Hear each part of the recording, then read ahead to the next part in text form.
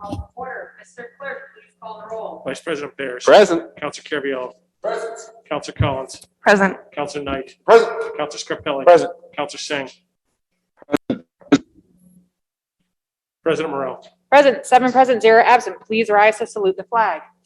I pledge allegiance to the flag, of the United States of America, to the republic which stands, one nation, under God, indivisible, with liberty and justice for all.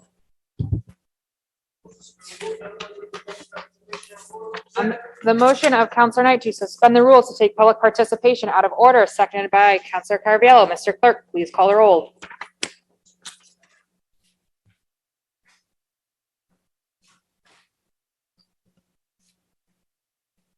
Vice President Bears. Yes. Counselor Carviallo. Yes. Counselor Collins. Yes. Counselor Knight. Yes. Counselor Scarpelli. Yes. Counselor Singh. Yes. President Morrell. Yes, 7 in the affirmative, 0 in the negative. The motion passes. Public participation. Is there anyone in the chambers or on Zoom who would like to speak under public participation? If you're in the chambers, feel free to come up to the podium. On Zoom, please raise your hand or flag us down. Is there anyone who would like to speak under public participation on any topic? I would just remind residents that they will have the opportunity to speak on agenda items after this as well. But this is the opportunity that if an item is not on the agenda to speak. Correct. If there are any items not on the agenda that you would like to speak on, please come up to the podium or raise your hand on Zoom.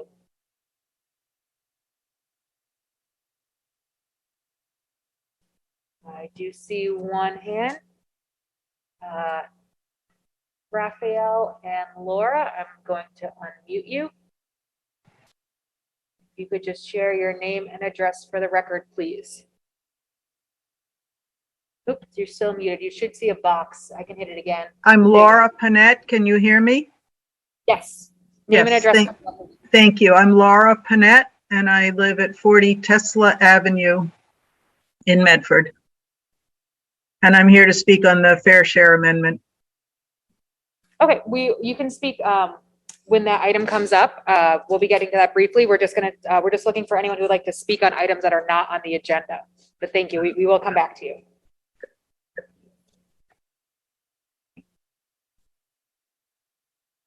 See, I'm not seeing any hands on Zoom. I'm not seeing anyone in person who would like to speak. So I'm happy to wait for more moments or we can revert back to the regular order of business. On the motion of Counselor Knight to revert back to the regular order of business, second by Counselor Carviallo. Mr. Clerk, please call the roll. Vice President Bears. Yes. Counselor Carviallo. Yes. Counselor Collins. Yes. Counselor Knight. Yes. Counselor Scarpelli. Yes. Counselor Singh. Yes. President Morrell. Yes, 7 in the affirmative, 0 in the negative. The motion passes. Back to the regular order of business. Motions, orders, and resolutions. 22-305 offered by Counselor Knight. Be it so resolved that the Medford City Council thank Bill Mazzacca for his 47.5 years of service to the City of Medford's public schools. Be it further resolved that the Medford City Council extend its congratulations and best wishes to Mr. Mazzacca on his retirement. Counselor Knight. Madam President, thank you very much. Any of us that have gone through Medford High over the past, I guess, what looks like 50 years, will be very familiar with Bill Mazzacca. He was a security officer there for the last 47 and a half years, where he went to school every day during rain, snow, sleet, and hail to protect the children in the city of Medford. But he's always been a great individual, a great public servant, and someone that I've always respected. It was very interesting when I brought my son up to Kids Corner for daycare, and I sat there and my son said, "Oh, I was talking to Mr. Bill." And I look over and there's Bill Mazzacca, who was Mr. Bill when I was a student at Medford High School. But he's just a gentleman who's dedicated his whole life to this community, someone who's done great good for the students in the city of Medford. And he's someone that deserves a little bit of recognition for the hard work that he put in. He's someone that was always behind the scenes, a man of not many words, but great action. He's someone that the city of Medford should be very thankful that they had the opportunity to have for 47 and a half years. So with that being said, Madam President, I'm asking my colleagues to join me in extending some congratulatory notes to Mr. Mazzacca in the momentous occasion of his retirement. Thank you, Counselor Knight, and I apologize for the mispronunciation. I wasn't privileged to have him. Counselor Scarpelli. Thank you, Madam President. Thank you, Council Knight, for bringing this forward. True words couldn't be spoken. Mr. Mazeka is a true gentleman. When you're talking about the last of the old of guard that I remember in high school, where there was a team of maybe 6 security guards that roamed the vast hallways at Medford High School, keeping the peace. As time went on, Mr. Mazeka became the total opposite of what you think a security guard was. He was a person that kids can speak to, a person that when you needed a strong arm, he was there. When you needed an ear to talk to, he gave it to you. And I think every kid that walks the halls at Medford High School love and respect Mr. Mazeka. He is truly a gentleman. I don't think I've ever heard a negative word said about Mr. Mazeka. And it is a contentious job. You know, at times you have to be the heavy in the school, where it's a suspension or a removal of a student or a faculty member. Mr. Mazeka was the person that had to be that heavy. And he was always there with respect and kindness. And I'm glad that he's retiring it, and I wish him well and his family well. So thank you, Madam President, for giving me the moment. Thank you, Councilor Scarpelli. Councilor Singh. I also had the privilege of getting to know Mr. Mazeka back when in my 4 years at the high school. He was a loved member of our school community, and to be able to congratulate him on such a momentous occasion is truly a privilege. I think all of us have specific memories of, just seeing him welcoming us into the high school every day, seeing him walk around the building. He was someone who really built trust with all of our students at the high school. So I'm very grateful for his service to our city, and I wish him the best in his retirement. Thank you, Councilor Singh. On the motion of Councilor Knight, seconded by Councilor Scarpelli, Mr. Clerk, please call the roll.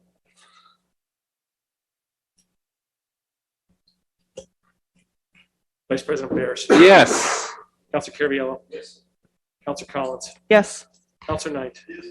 Counselor Scarpelli. Yes. Counselor Singh. Yes. President Morrell. Yes. 7 in the affirmative, 0 in the negative, the motion passes. 22-306, offered by Vice President Bears and Councilor Collins. Be it so resolved that the Medford City Council, by the Medford City Council, that we support the proposed fair share amendment that would create an additional tax of 4 percentage points on annual income above $1 million and dedicate the funds raised by this tax to quality public education, affordable public colleges and universities, and for the repair and maintenance of roads, bridges, and public transportation. Vice President Bears. Thank you, Madam President. The Fair Share Amendment has been a major topic of conversation in Massachusetts for nearly a decade. I think too often it is used as an excuse not for the state not to fund schools, fund colleges, and fund roads now, because we'll do it when the Fair Share Amendment happens. Well, luckily enough, we are here. The Fair Share Amendment is on the ballot for the November 2022 election. This would raise funds for the state that would go towards public education, public colleges and universities, and our transit and roads. I think all of us know how deeply needed these funds are for municipalities like Medford, and the campaign to support this amendment when it's on the ballot in November is currently soliciting the support of city councils across the Commonwealth. I would like to add our voice to that chorus of city councils, and I would move approval on this resolution. Thank you, President Morrell. I just want to echo Vice President Bear's sentiments. I'm so excited for the Fair Share Amendment to finally be on the ballot. And I think looking at this through the lens of how this would affect the city like Medford, is the perspective that I hope my fellow councilors and, really every resident and voter in Medford beyond to take into account, public education, public higher education, roads, infrastructure, hopefully climate change resiliency. These are areas where we need new revenue sources. We can't do the things that we need to be the kind of community that we want to be, to live in the kind of community that we want to live in, without revenues for these incredibly important projects. And, the source is right.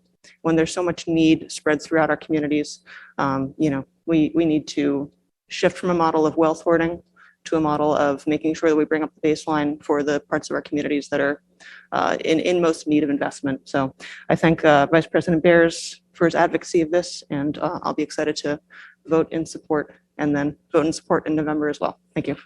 Thank you, Councilor Collins. Any further discussion from councilors? Moving on to the public, I'm going to return to you, Laura. You already have the name and address for the record. You just state your name again. We already have your address, and then go right ahead. Yes, Laura Panett. Thank you very much for the opportunity to speak tonight.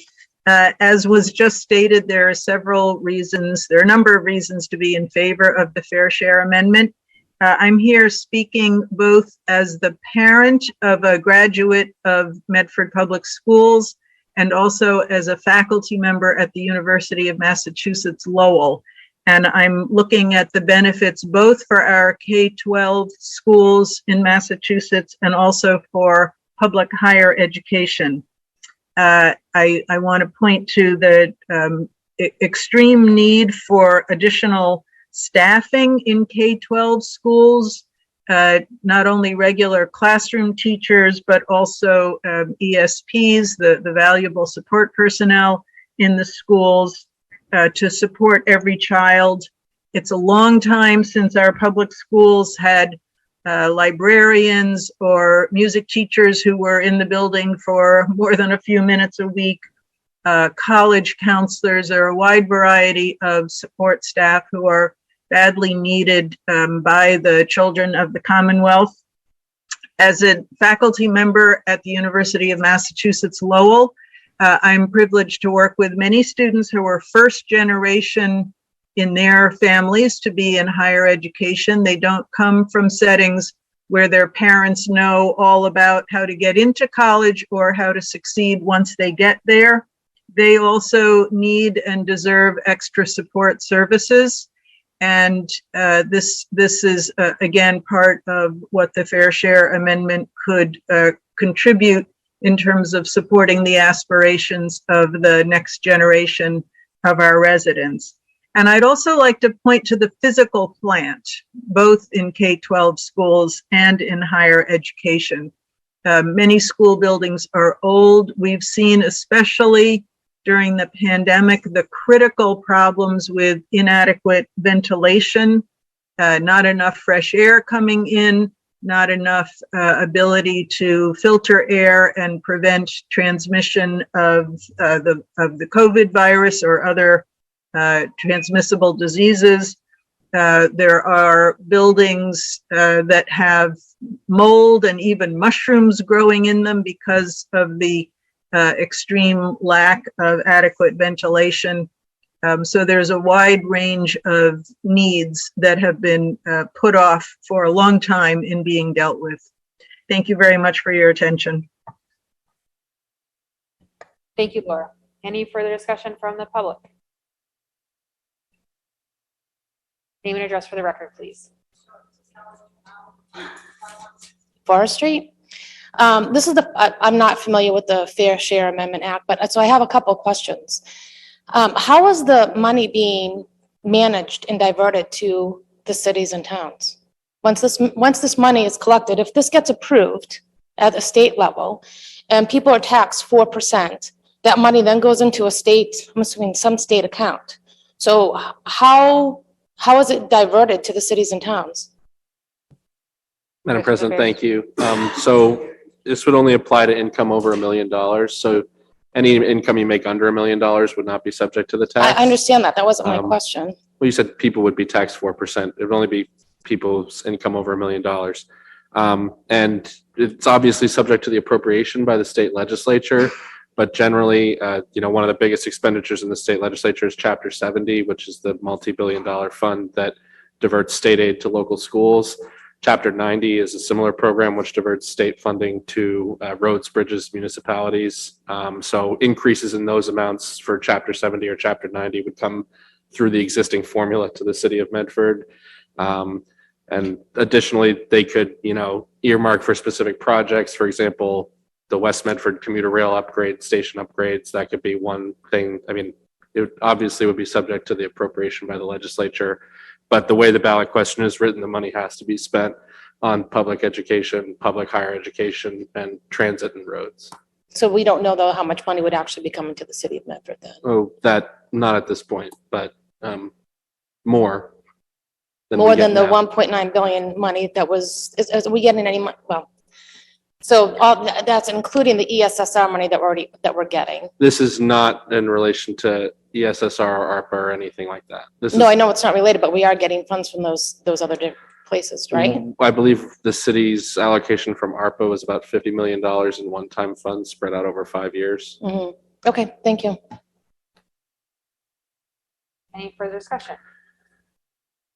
On the motion of Vice President Barris, seconded by Counselor Collins. And Mr. Clerk, before we call the roll, Counselor Knight has recused himself from the debate and the vote.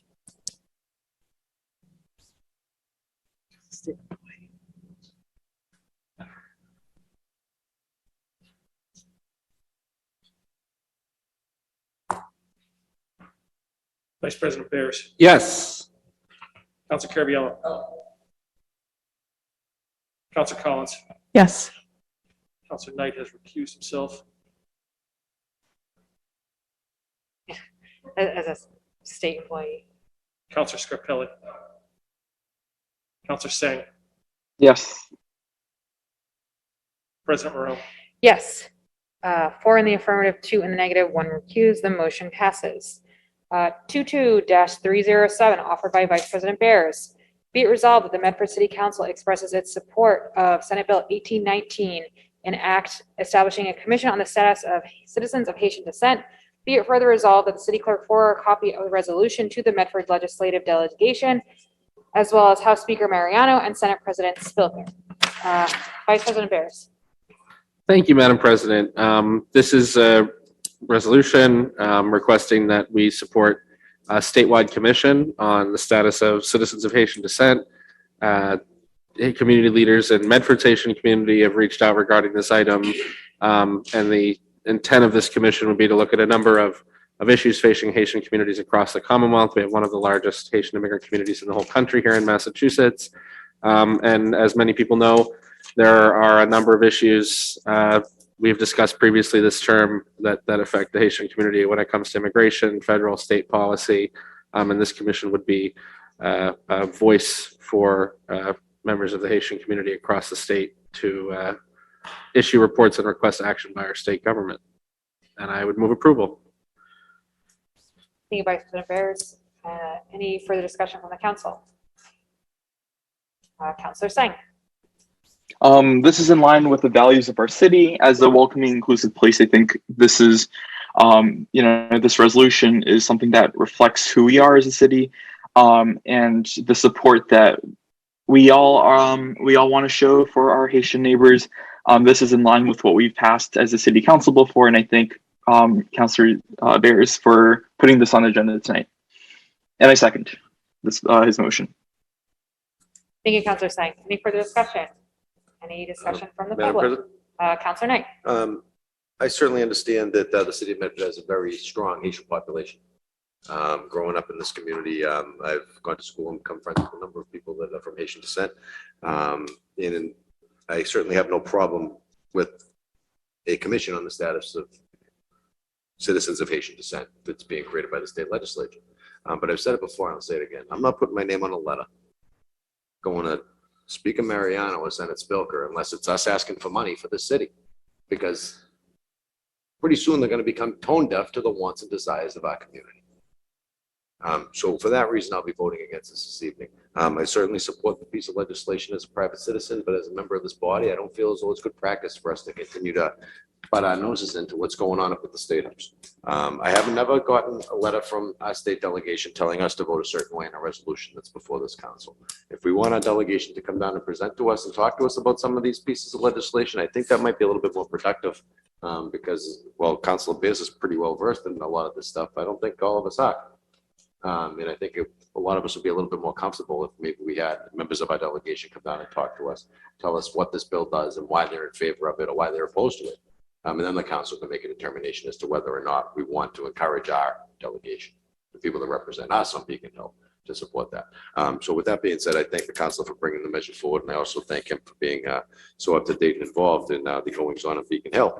However, my focus here is in the city of Medford, and I think that this council really needs to take a look at what's going on in the walls of this community. And if we're going to Beacon Hill, well, one thing we need more than anything is money. So that's what I think we should be asking for. But I thank the council for putting the resolution forward. Thank you, Counselor Knight. Counselor Scarpelli? Thank you, Council President. Thank you, Council Biasley. This is, I know that you do your due diligence, but again, I've represented myself in the same fashion Council Knight has spoken, so it would not be legal to point, but I will not support this paper for those facts as well. So thank you. Thank you, Counselor Scarpelli. Any further discussion from the council or the public? On the motion of Vice President Bears, seconded by Counselor Sang. Mr. Clerk, please call the roll. Vice President Bears. Yes. Counselor Carviallo. Counselor Collins. Yes. Counselor Knight.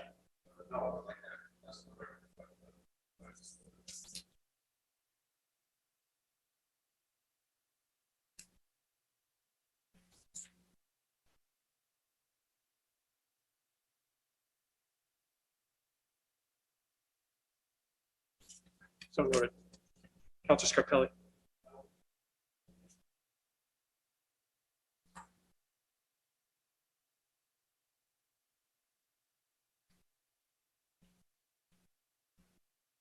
So noted. Counselor Singh.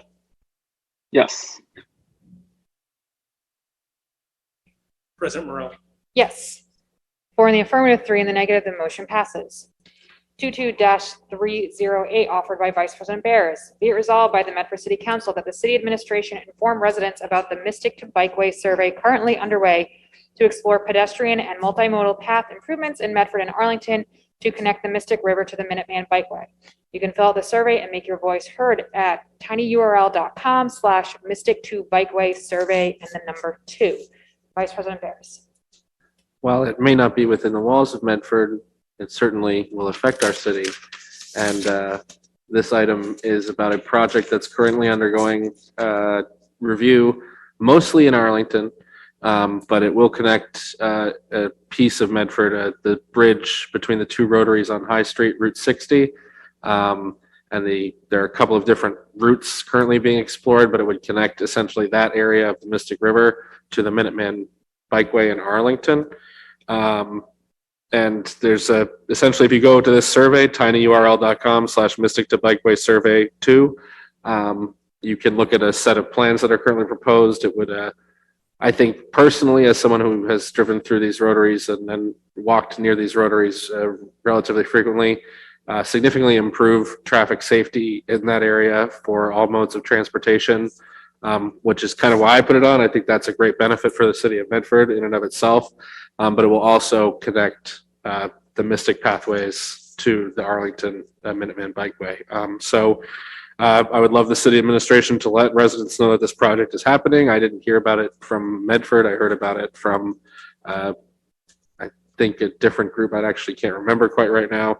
But also that residents can fill out this survey where they can review the plans and let their voice be heard. Again, the URL is tinyurl.com/Mystic2Bikeway survey number 2, the number, and then the number 2. And I would move approval. Thank you, Vice President Bears. Counselor Collins. Thank you, President Morrell. And thank you, Vice President Beers, for letting everybody know that this is going on. For anybody who's interested in learning more about it, I took the survey myself today. It took under 10 minutes. They have a box to check. Are you a constituent from Arlington? Are you a constituent from Medford?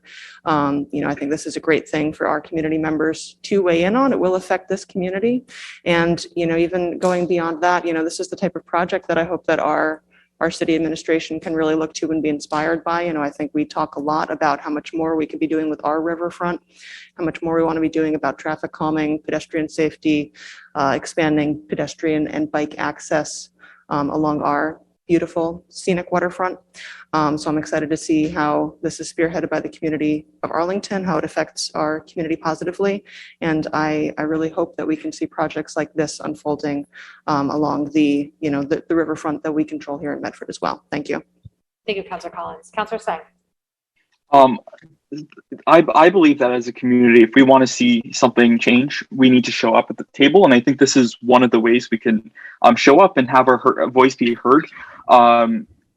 Knocking on doors through the last campaign season, something I heard from a lot of families was the desire for us to have a grand scheme of a network of bike lanes that kind of connected better to other cities and that was better integrated in our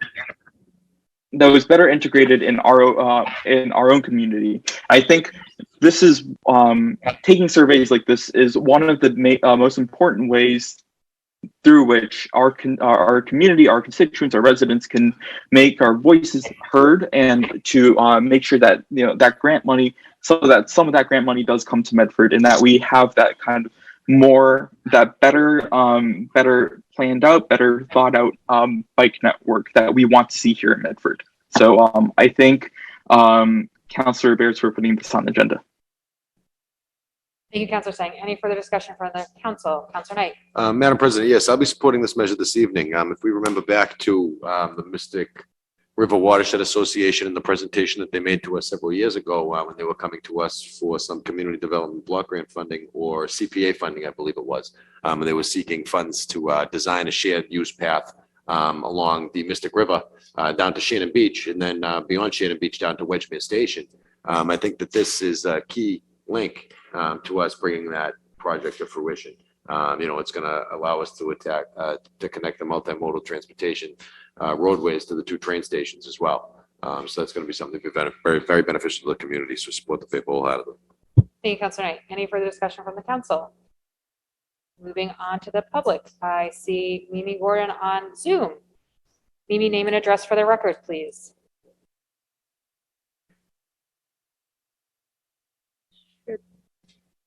See a box asking you to unmute when you're ready.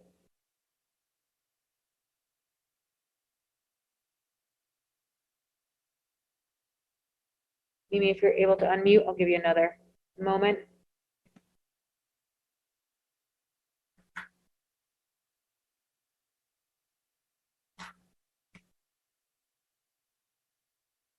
While we wait for Mimi, is there anyone else who would like to speak on this paper? And if I could, from the chair, as we wait for Mimi, I mean, this is something that's come before the council in different versions. Not exactly the survey, but issues that happen in this area, particularly as you're walking around the beautiful paths along the Mississippi River towards the lakes, you're dumped out into a rotary. There's no crosswalk, there's no safe way to cross.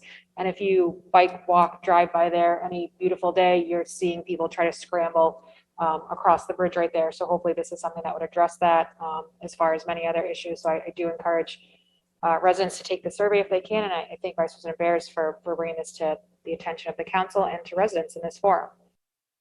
Mimi, are you able to unmute? I do see, okay, so while we wait for Mimi, I see Martha Andrus. Martha, name and address for the record, please. Yeah, Martha Andrus, 45 Kilgore Avenue, Medford, Mass. I am excited about this project. It was initiated by Arlington, but it does include, I would say, a third of the people who showed up for public participation were from Medford. And we're very excited about having the rotaries at the High Street Bridge dealt with to make them safer for driving, safer for pedestrians, safer for bicyclists. You know, this is an area that, especially since the pandemic, everybody wants to be outdoors and walking in a beautiful area along the river. And this is so important to us to make this project happen. As Councillor Knight has pointed out, you know, there's been some interest in improving the path on the other side of the river, on the Medford side, and, you know, hopefully that will follow from this improvement. Thank you for bringing it up. Thank you, Martha. And Mimi, we'll try you once more to see if we can get you to unmute and share. I did see you briefly unmuted before, but.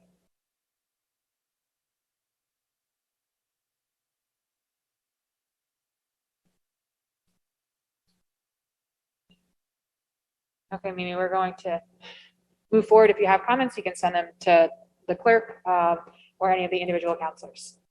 So on the motion of Vice President Bear, seconded by Counselor Collins, Mr. Clerk, please call the roll.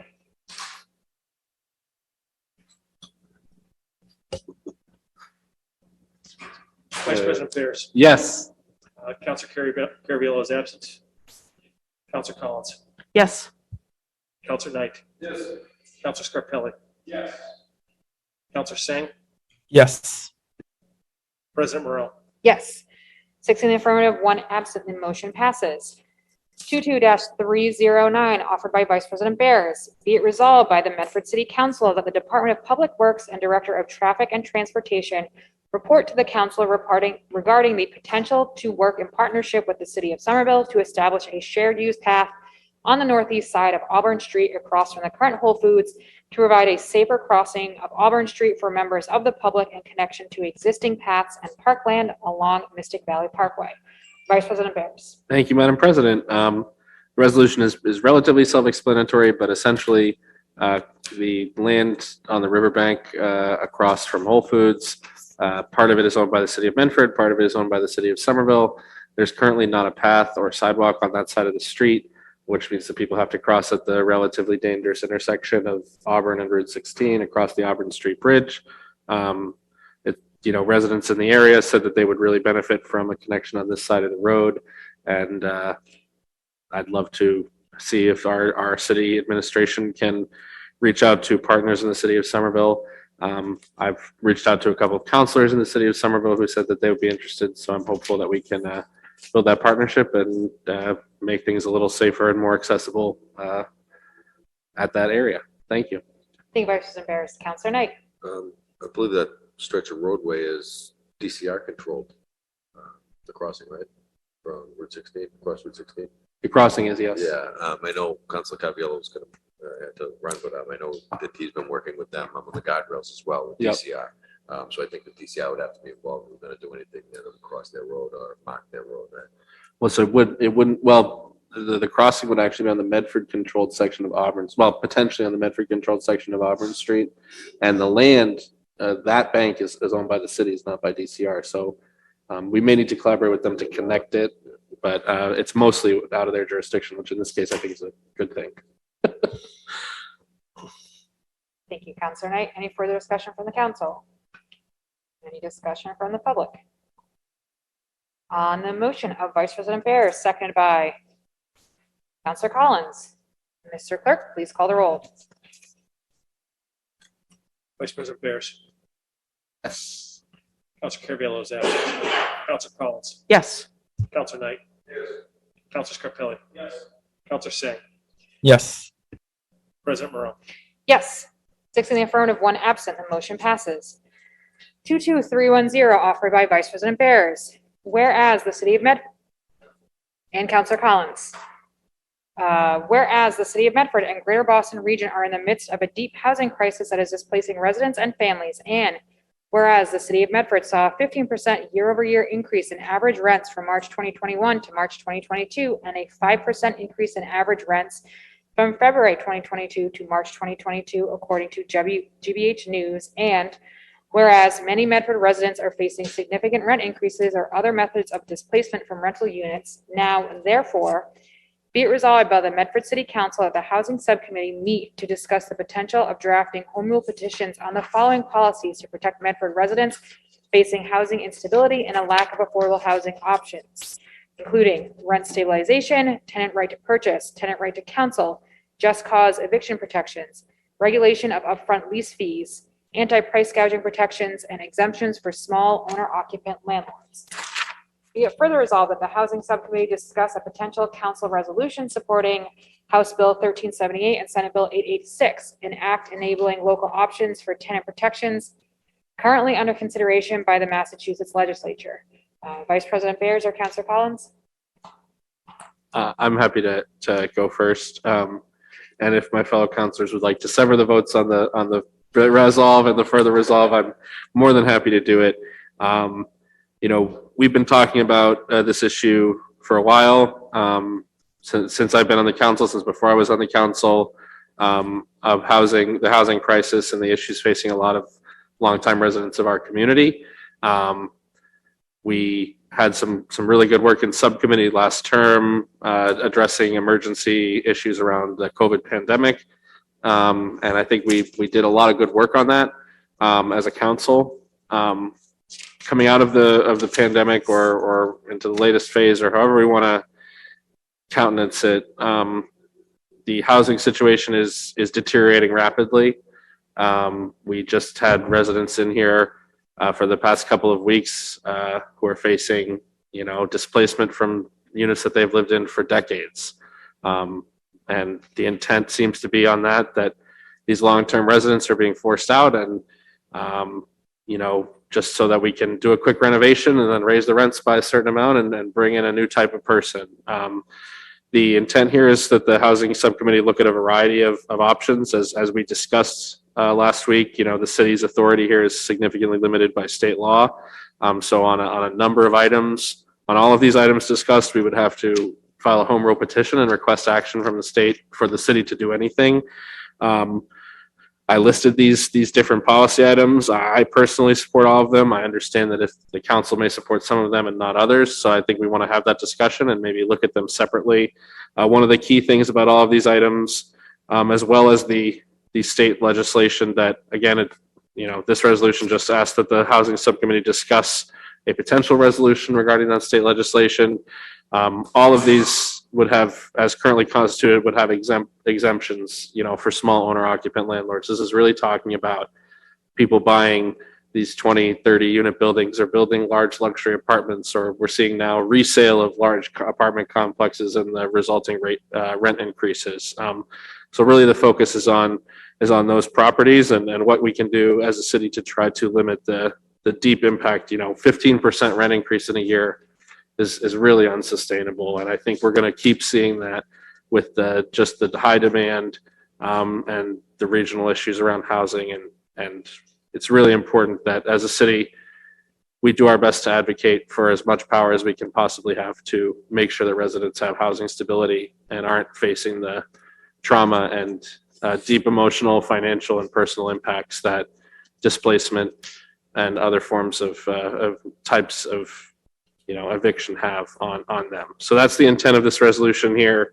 is that we have the housing committee discuss what we can ask the state to return power to our community to do. And I would move approval on that, obviously pending discussion of the council.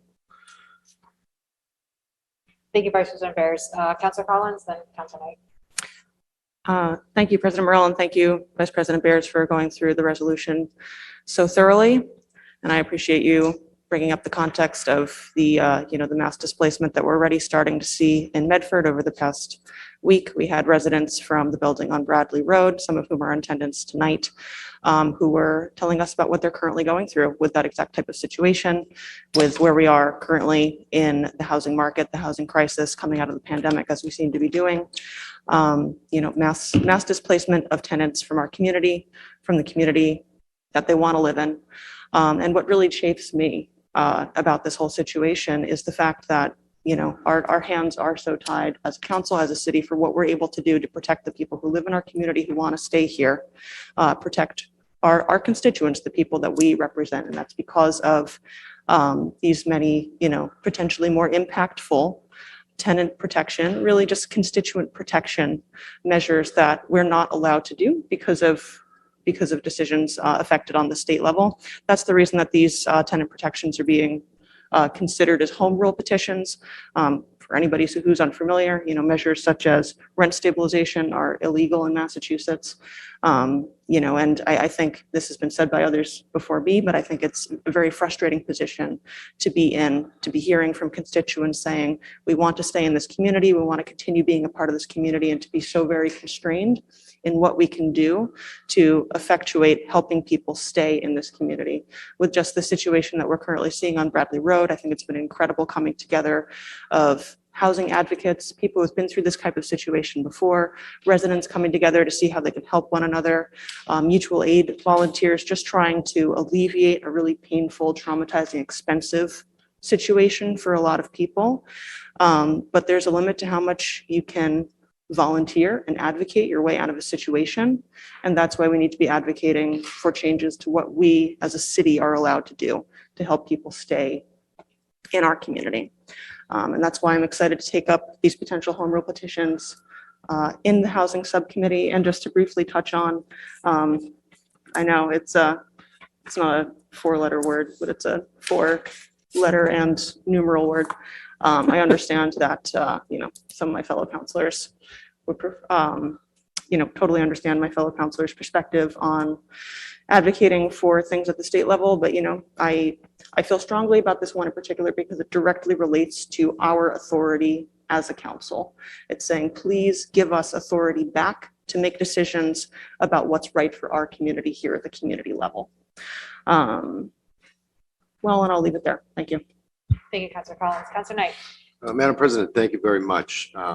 When looking at the language of this, first of all, it looks very much like a rent control bill to me. Rent stabilization, anti-price gouging protection, sounds like rent control to me. It's a home rule petition, and we're going to the legislature and we're asking them to let Medford create its own laws and make its own specific set of laws for just people who live in this community. This is going to go to the state legislature and it's going to go right in the circular file. All right, it's good for show. In practice, it's never going to happen. We're talking about a regional housing crisis, but each community that we live in is going to have different rules of application as to how it applies. I think it's also important that we look at the policies that we adopt and we take some blame for the rising cost of housing in our community. When we advocate for the Green Line, we know the Green Line brings increased property values. When we advocate for the revitalization of Memphis Square, and we ask people to present proposals on how we can improve and better our downtowns, we're part of the issue. We're the government, right? And we're asking people, how can we revitalize downtown? And Bradley Road's right downtown. We're saying, let's bring the Green Line. Well, we know the Green Line is going to bring high property values. We've been waiting 20 years for the Green Line to come. We still don't have a parking plan for Ball Square, as we're going to notice if we look at this. We knew it was coming. We've known it's been coming for 2 decades. We've known it's been coming for 2 decades. We can't address the problems that fall within our purview and the problems that fall within our scope. Is it really reasonable for us to think that we're going to be able to create laws that are different than those of the Commonwealth of Massachusetts that just affect just our community right here, that relate to something as large scale as a regional housing crisis? I don't think so. Personally, I'm going to vote against it. I don't find it reasonable for us to go create rent control locally in one community. Yet I think this is something that does need to be addressed at the state level. If I were a little bit more familiar with these 2 bills, if I had like a, state rep and some staff on my team, and I'd have them research the bills and provide the bill summaries and the like. But as of right now, I just think that this is nothing more than, hey, we tried. It didn't pass up at the State House. You blame the rep, it's not my fault, right? That's what it looks like to me. It doesn't look like it's rooted in reality. I appreciate the gentleman for bringing the issues to the table, and I appreciate the lady for bringing the issues to the table. But we've seen bills like this filed in other communities, and they've gone nowhere. They've gone nowhere. Thank you, Councilor Knight. And the reason why they've gone nowhere is because we can't just have one set of rules for Medford, a different set of rules for Somerville, a different set of rules for Arlington when it comes to something like housing. When we're trying to go with the Metropolitan Area Planning Council and address a regional crisis, we can't have rules that just work in one area and not in another. Thank you, Councilor Knight. Vice President Bears. We used to, and it worked well. And then the housing lobby and rich people in the W communities voted away our rights. So, that's the fundamental story here. We used to have tools, and then they were taken away from people who don't live here, by people who don't live here. That's the story at the end of the day. Do I agree that it's a long hike? Yes. Do I agree with what you said, that our reps are trying and quite frankly failing? Yes, I agree with that. It's not happening. And I don't even necessarily speak to our reps. At least 2 of our reps are supportive of all of this legislation, signed on to the bills that are here. When we talk about why it's important for this city council to add our voice to a chorus, it's because the only way that anything gets done is when it's overwhelming demand from the people of the Commonwealth. Clearly, that's the bar and the threshold that the state legislature, which is the sovereign authority of our state, which has the power to give and take our control over our community at a whim. They've decided it's an incredibly high bar. You have to, do the fair share amendment. It's going to take 8 years to do the fair share amendment when we're talking about millionaires making more money than they've made in their life. It's going to take you years, and we're going to throw it in the trash when we're talking about a 15% rent hike in Medford. If they don't want to do their job, let us do the job. That's the purpose of this right here. Many communities, it started out in one community or two communities. It started out with the communities that had rent control and then had it stripped away from them in 1994. Sure, I'm not talking even about going back to those policies. That's not even necessarily what I'm saying. What we're looking at now is a much more targeted and defined policy saying if 8% a year isn't enough for you, whatever is going to be enough for you. I mean, basically the rules of the market as set now are, if you're a renter, we can do whatever we want to you. And if we're a giant corporate property owner and landowner, we can make as much money as we want over the right to shelter. That's not a fair playing field. And it's our job to stand up and say we deserve power and tools as a community to level the playing field for the people who live here. That's the purpose here. I understand it's a long shot. Many things in life are a long shot. I don't think that means we shouldn't try. That's why I put this on the agenda with Councillor Collins. We should at least try. Maybe we'll lose, but at least we can say we tried, and we believe that these are the tools and powers and opportunities that we need as a community to make sure that when we talk about a Green Line extension or a new high school or revitalizing our squares, that doesn't mean that that's just for rich people. I don't think just rich people deserve a nice high school or a nice Medford Square or access to public transit. I think we can create a set of policies and rules that allow growth and development and expansion to happen and benefit people in a broad range of incomes and preserve the income and economic diversity that we have as a community. I think that your point is well taken, that the past 20 years of inaction have left us in a very difficult position. Now we're going to really have to put the pedal to the metal to make sure that the vision of what people see Medford as a working class community, as a community where people of all incomes and all backgrounds can come together and live and work and play. Yeah, it's going to be hard. It's going to be hard to do that now because there's been inaction and the state won't let us do anything. A lot of what I come up here on a variety of issues, we're going to talk about Ball Square. I think we just did a decent job with the zoning recodification to address some of those principles and make it so that we have more options for affordability for people. But it's all tools in the toolbox. It's all hands on deck. And this is another way that we can try to help Medford residents. Hey, and maybe we'll do it so well, all the communities around us will adopt it too, and then we'll have a regional model, and then we'll have solved the regional housing crisis, because that's the goal here. That's why the bill at the end would give the power to do all of these to all communities in the state. This isn't even just an issue in Boston and regional, it's an issue in Nantucket. It's an issue in Northampton. It's an issue everywhere. That's why people from across the state, councils from across the state, are putting forward resolutions like this and filing home rule petitions and trying to say, hey, state legislature, we understand that there are certain interests that have a very loud voice and have your ear. We think, hey, maybe the people should be the biggest interest on Beacon Hill. So that's what this is about. And I understand the position of my fellow councilors, but what I just said is my position, and I hope everyone will vote for this. Thank you. Thank you, Vice President Bears. Any further discussion from the council or members of the public? I'm Liza Maloney. I'm 26 Bradley Road. And with all due respect, none of us are looking for rent control. Do you know what I mean? No one's looking for that.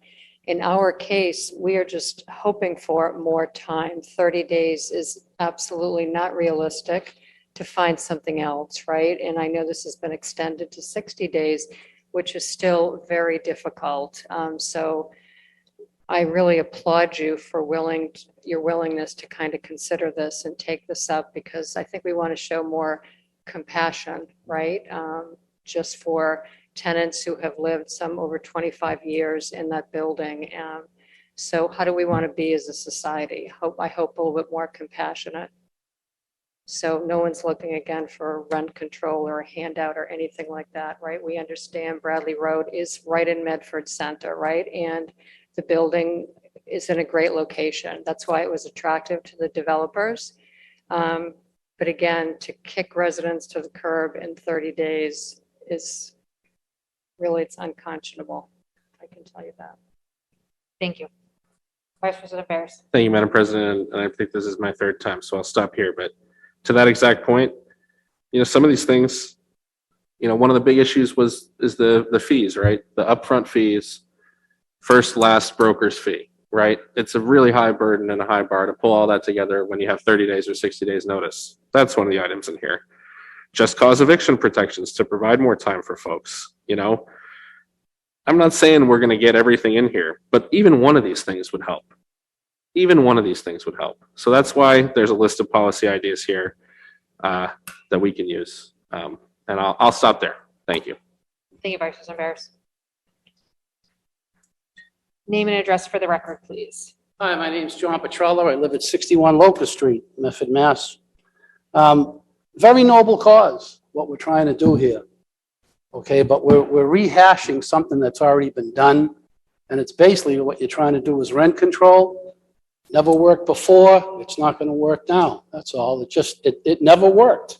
We've had it all over the place. It's a failure.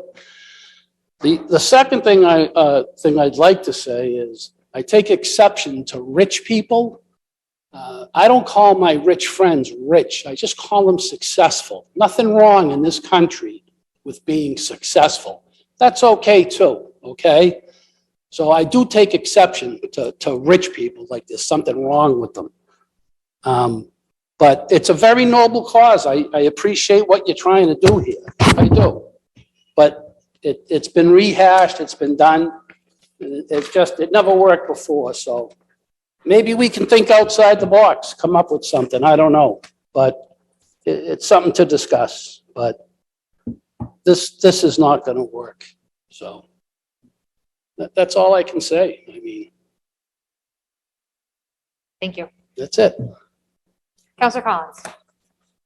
Thank you, President Morrell. And I just want to echo something that Vice President Bear said. Again, not to belabor the point, the discussion tonight is only whether or not to send this to subcommittee to discuss further what, if any, hopefully many, in my opinion. I think everybody knows my opinion.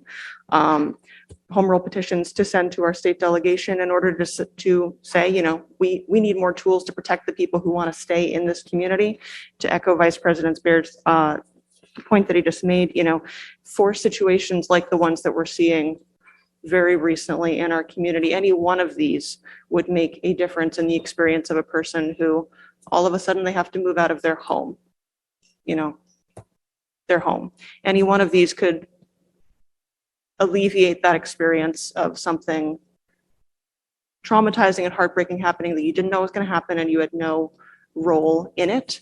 And I also want to say, in the aftermath, and I know these home rule petitions are not about the specific situation that's going on Bradley Road, but I know that when, myself and my other counselors first heard about it, I think I'll assume that we all felt sympathy, felt distraught, felt, my gosh, I can't believe that some of my constituents are going to have to leave, not because they wanted to, but because they were forced to. And I think it's important to know, we heard from our city housing staff just last week that we can expect this exact same situation to happen again very soon at another large apartment building that was also recently sold elsewhere in Medford.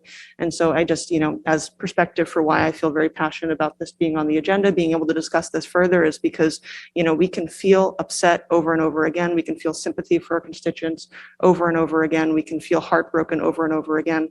But yeah, it's not in my theory of change to not try to do everything that we have in our power to do, even if, sometimes we're tilting at windmills, that's, what else can we do? So I thank my fellow counselors for their consideration, and I hope that this is something that we can discuss further. Thank you. Thank you, Counselor Collins. Counselor Singh. I think my fellow counselors Collins and Bears have made very strong and very compelling arguments for why we should pass this resolution tonight. And I believe, I believe, it's really about we recognize that we're in a place where we we just can't do as much as we want to do. And this is one of the only ways right now that one of the only paths that we can take forward out of this situation. And it's a difficult path. And it will require a lot of work, and we have to be prepared to be disappointed. But if we never step forward on this path, we really aren't doing our jobs as city councilors. We're not really, we won't be advocating for the public. We won't be advocating for people who are going to be kicked out of their houses. And I know there's been a lot of focus on rent control, and I'm actually someone who, I studied economics at a very traditional institution that doesn't look very kindly on certain economic policies. But even from that perspective, there's a lot of research today that shows that perhaps it's not so much about the policy itself, but rather how you construct it that affects whether this policy is positive or negative. And I believe that with time, with effort, with cautious planning, our city council, I have faith in our city council to craft policies that are considerate of different arguments, that are considerate of economic forces, and that I think bring that nuance to the policy discussion. I also want to reiterate Councilor Bears' point that this resolution, at least from how I read it, is not just about rent stabilization or rent control, whatever you might want to call it. This resolution, lays out many different policy suggestions that I think many of us in the city can get behind, in terms of how we can help people who live here and people who are being pushed out of our community, from the tenant's right to counsel to tenant right to purchase, just cause eviction protections.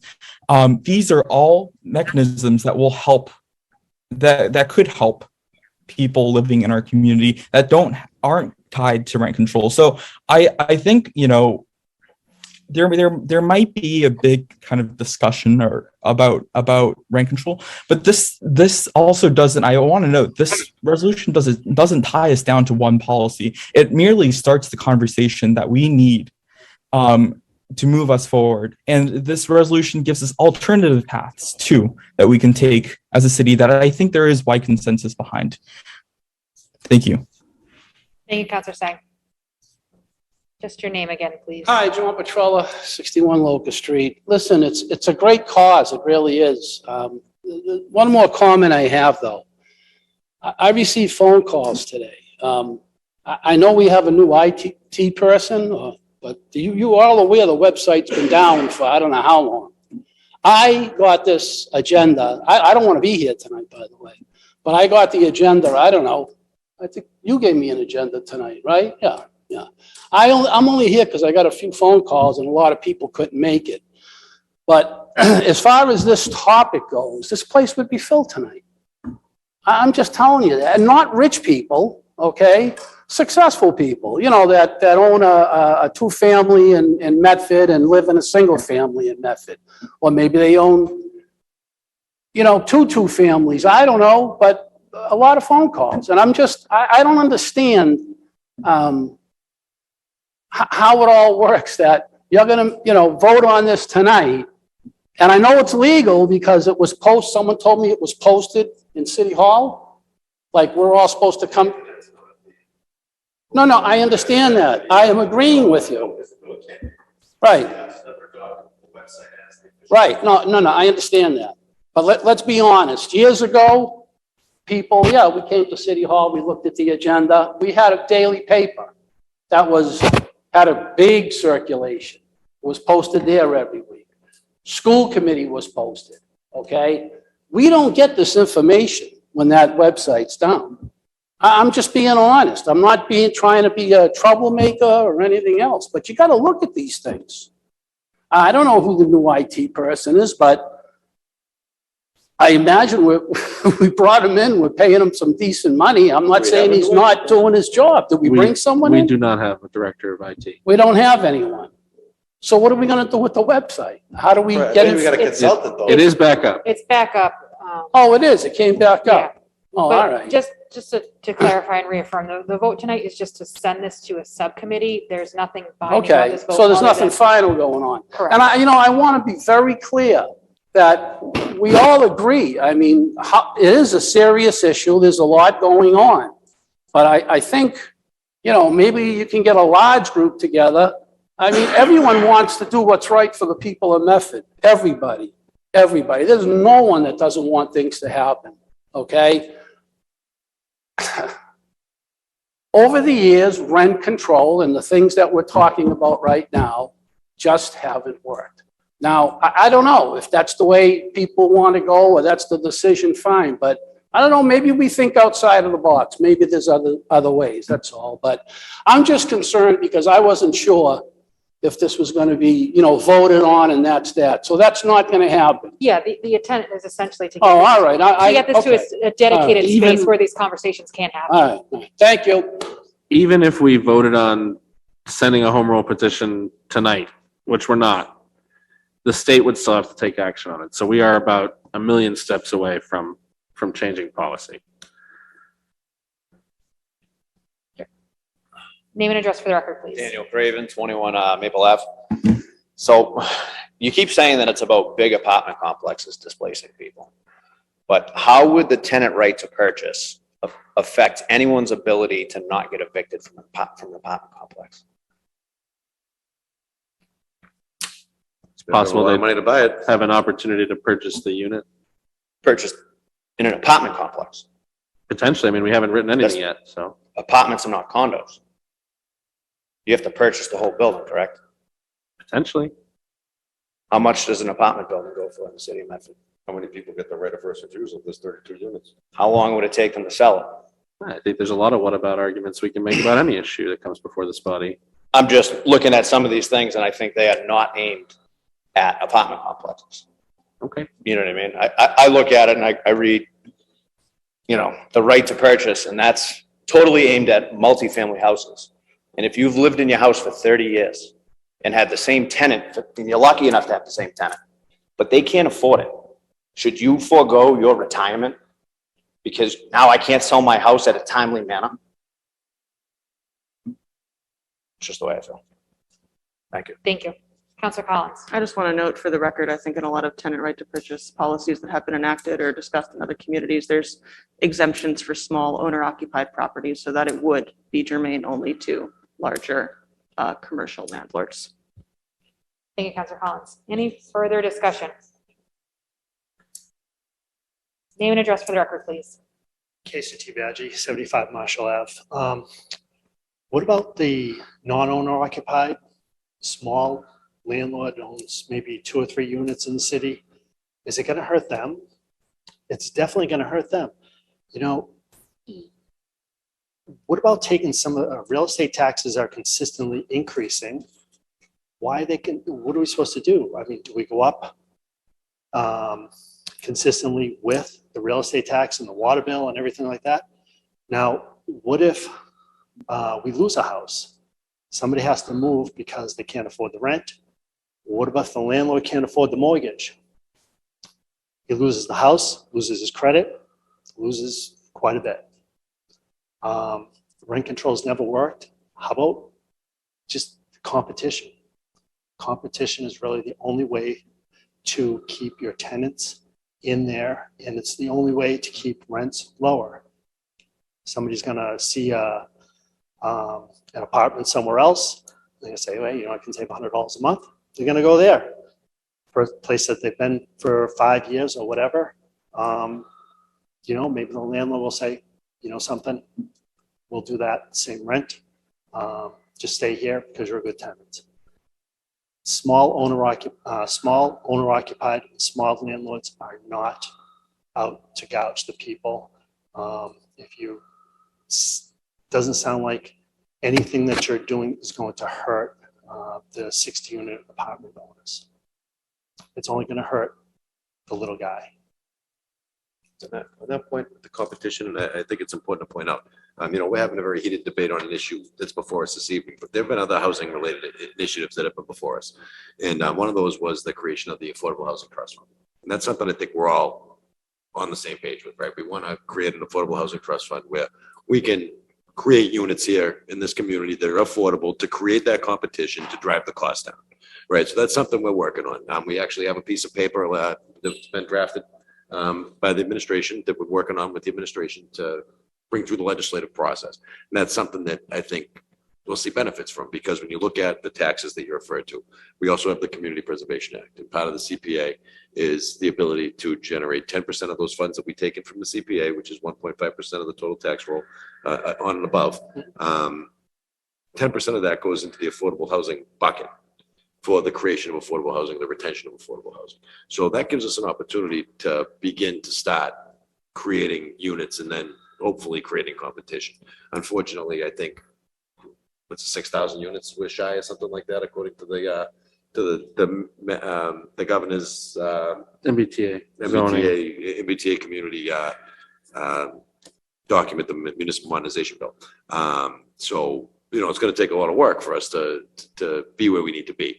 But I agree with you. I think that, you know, competition is really the answer. A lot of the times, creation of units is what's necessary.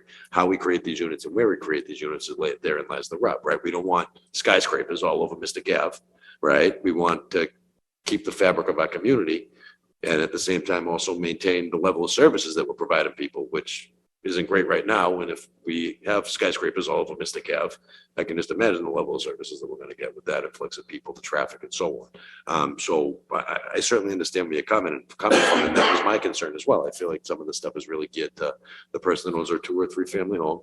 Might have been in the family for 3 generations, and now the children have moved away, but they've inherited the home and they've used it as an income property. And you know, it's something that the family's worked on. There's also the question of the transfer tax that's been discussed and how you fund these affordable housing funds, and the Fair Share Amendment has a transfer tax component into it as well. You know, where you could buy the worst house on the street and live there for 30 years, pull permits every year, get all the work done in the street to make it the nicest house on the street. You're paying an assessment every single year, and then when you go to sell the house, you have to pay another fee or an assessment to create affordable housing, right? So there are going to be trade-offs here. And the biggest question is always, right? What's the biggest question in everybody's life, right? How are we going to pay for that? How are we going to pay for that? And that's where we are right now. How are we going to pay for that? But I agree. I think competition is the answer. And I thank you for your comments, because I think we share a lot of the same concerns. The point about competition, if we had a competitive market, then like we have a free market right now, except for construction of housing. So, well, supply and demand, we massively constrict supply. So unless we want to talk about, like, the fundamental issue here is that the cost of housing is too high. That means for some people, they have a windfall of, they've owned this property, maybe they bought it 50 years ago, maybe they inherited whatever, and it's of a benefit to them. And I don't begrudge that whatsoever. But it means that for other people, it's completely inaccessible and they're never going to be able to live here. Now, if we want to talk about a fully free market solution to addressing the balance of supply and demand, to address the cost of housing, to make it reasonable for everybody, let's build 6,000 new units in this city. Can you find one person in this city? I can find one. I know one person who comes to these meetings regularly who would be completely fine if we built 6,000 new units in this city. I think that's about it. So that's the one answer. The other answer, if you want to talk about addressing the cost of housing, is limiting the growth of the cost of housing using the powers of the government. Those are the options before us. I personally believe we should find a fair balance, all of this. You know, just because there's an idea of a policy, it says right here, exemptions for small owner occupant landlords. I'm willing to discuss exemptions for people who maybe own a second home. I'm not saying it has to be everyone gets the right to purchase. I'm saying it's a potential tool that we should look at. That's the intent here, that all of these are potential tools. If you look at economic studies about rent stabilization, about all these tools, there are places that make this work really well, where property owners can make a reasonable return, where renters have a level of stability. I mean, you know, the fundamental housing stability tool in the American housing market is the 30-year fixed rate mortgage. The 30-year fixed rate mortgage is a creation of the federal government that no reasonable financial institution would ever authorize, except for the backing of the federal government and the idea that it's fundamentally a way to say that a regular person with an average income should have the ability to know that what their housing payment is going to be next month, next year, 15 years, 30 years. So we can say to a homeowner, here you go, 30 years, you know exactly how much your rent's going to be every month, basically. But if you're a tenant and you can't afford a mortgage, or you can't get a mortgage, or that's not the option, well, here's a 15% increase, or here's a 30% increase, or it's going to be about supply and demand. So it's fundamentally about fairness. I'm not saying we should have a 1% rent control and everyone gets a right to purchase everything. And if you don't have, if you're not burning the house down, you shouldn't get evicted. And, price gouging means a single rent increase. I'm not saying any of that. I'm just saying the tools have been stripped away from us as a community. We should have the option to look at a broad range of policies that address supply and that address things reasonably. It's going to be a big discussion. Mr. Petrella is right that having these discussions, there's going to be hundreds of people coming down here to want to have them. It should be an open process. I personally believe the state should leave it up to us to make these decisions. They've decided not to. We've been debating this for a while when fundamentally it's, here's a bunch of ideas, let's go talk about them more. That's the end of the story here. Just to affirm, two we have comments. Councilor Scarpelli. We have someone on Zoom who wants to speak as well. I just want to affirm that this is a paper about sending this to a subcommittee. We could debate economic ideology all night long into the morning, all through, the next week. I don't think that is the intent right here. I don't think that's effective for anyone right now. Just a quick question. You mentioned 30-year fixed rate, so that's your monthly rent every year. But meantime, your taxes go up every year and your water goes up every year. Everything increases every year. So then your rent is going up every year. That's number one. Number two, you mentioned it works. Can you tell me where it works? There's a 1.2 million housing units in New York City where it works very well. New York City is probably a mess. We don't want to become New York City, do we? All right. I think it's it's a mess the over there. biggest and most successful and richest city in the history of the world. At this point, I think I the don't want to debate have back and forth I is don't want to have not. an argument with you, but New York City doesn't work. Okay. Councilor Scarpelli, and then we do have someone who wants to speak on Zoom as well. Okay, this is off topic, but I've just received about 8 to 10 text messages and emails that, again, the system is breaking down. People can't watch. It's coming in and out. So I just wanted to make you aware of that, Okay. Madam President, that if we can let the administration know that if we could figure this out, because I tried to watch the rest of the meetings last night and a few other meetings, and it was coming in and out. Not to say that it's our professional that's working here tonight's fault, but there's obviously some technical issues going on, and it's a mess. And this is what's, we need to correct that. I know that on this topic, Madam President, I agree with you, but I'm going to stand firm what I have been voting on for the last few months. So thank you. Thank you, Councilor Scarpelli. Sharon Diesso on Zoom, name and address for the record, please. I am at Circuit Road in Mass Ave in Medford. Good evening, everyone. Very interesting topic. I think that everybody during the last 10 or 15 years has felt the crunch of many different items going on. For instance, I'm going to give you some examples, and I'm going to ask you each individually a couple of questions because I think you're going about this the wrong way. I get the point.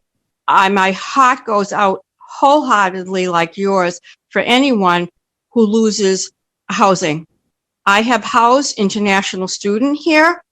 I have housed a family member too in an emergency situation. I have experience in real estate part-time besides teaching. I will tell you one thing.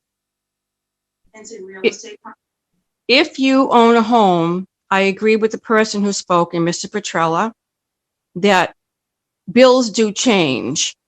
What you should be doing if you really want to impress and make a movement in this city with homeowners and then have a rent in place discussion at some future point, is be the advocate for the homeowners in apartment multi-unit owners and get to National Grid, force these rates down, get to Comcast, get a 15 to 20% discount automatically for seniors so that poor people who are 80 years old can even watch a ball game in the summertime. Some of them live on $800 a month. Then you should go into and help people rehab and also go into purchasing the little land that might be less, or on Mystic Avenue, get permits in place for 100 to 200 maybe limit apartment units, get affordable housing, and get that in place first before anybody interferes with the fine residential communities that are in this city. I'm just asking you, please, to raise your hands if you own a home in Medford. I'm done for the evening, and I hope that you take heed with this. We would love to see, for a change, something done by the council for the people who pay the taxes in this community. Thank you so much. Thank you, Sharon. Liam Siggins on Zoom, name and address for the record, please. Hi, it's actually Suzanne Siggins, Suzanne and Arthur Siggins, 12 Garden Street, Medford, Mass. Go ahead.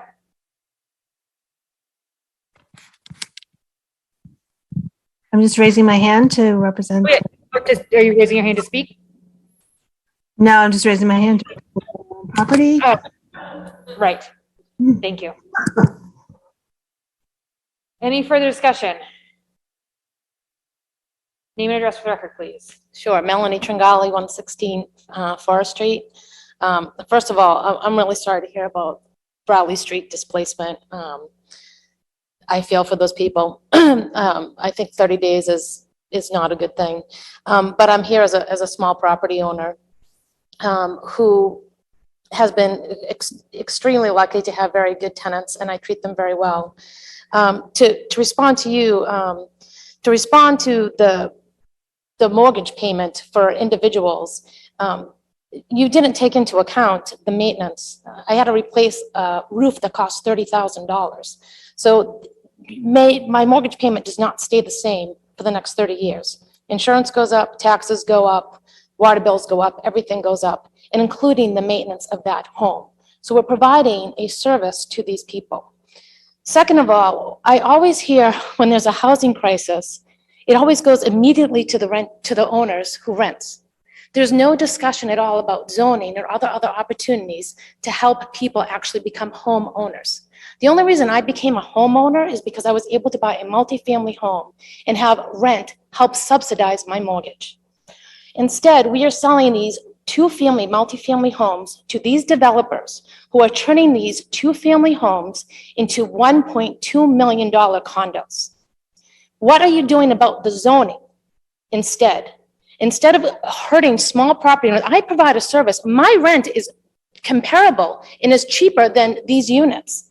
What are you doing to help people buy these units instead of having these developers come in and redo them and selling them for $1.2 million? The house on the corner of Webster Street, that single family house that was sold and subdivided, that house just sold for $1.4 million.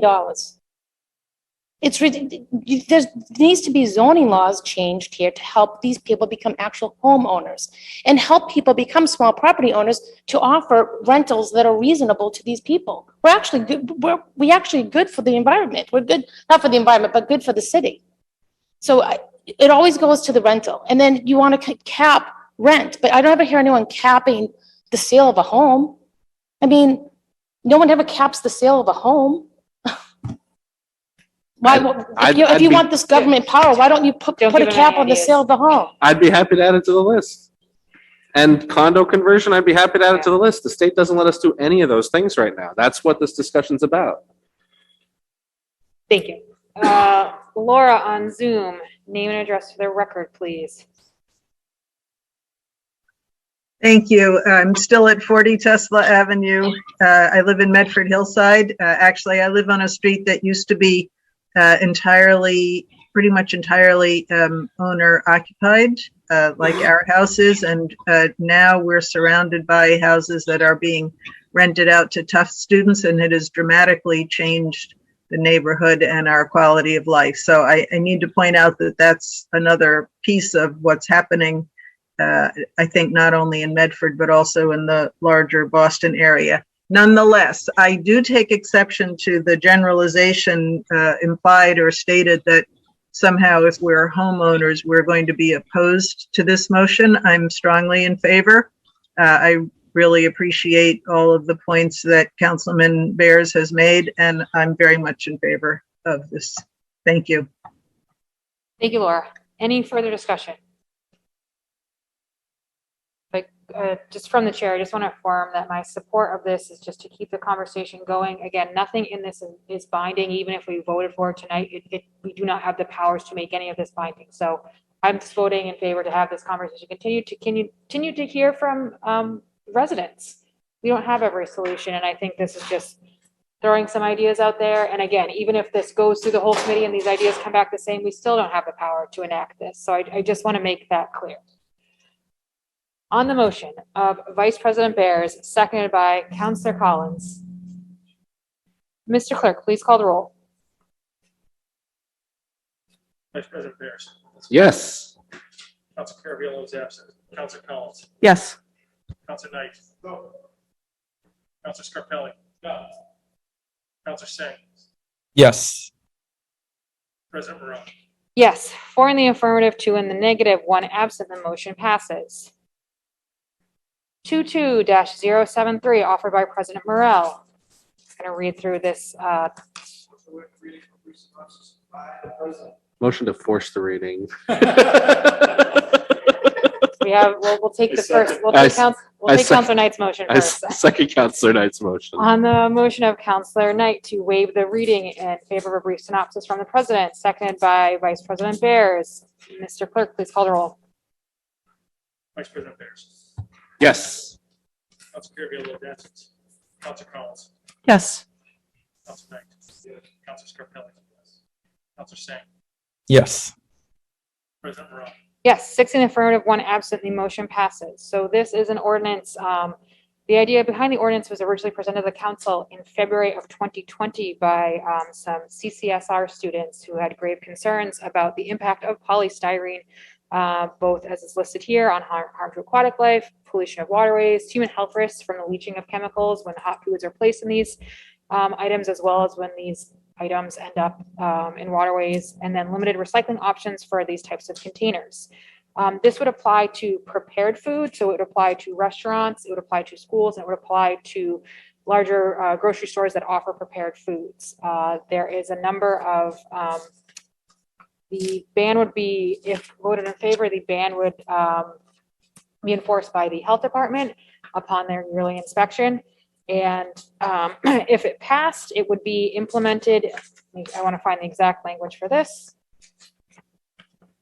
It would be, the ordinance would become effective on July 1st, 2023, or a date that is 180 days from the date that the mayor approves this ordinance or otherwise becomes effective, whichever is later. There is also the opportunity to, for businesses to defer for up to a year period, citing undue hardship.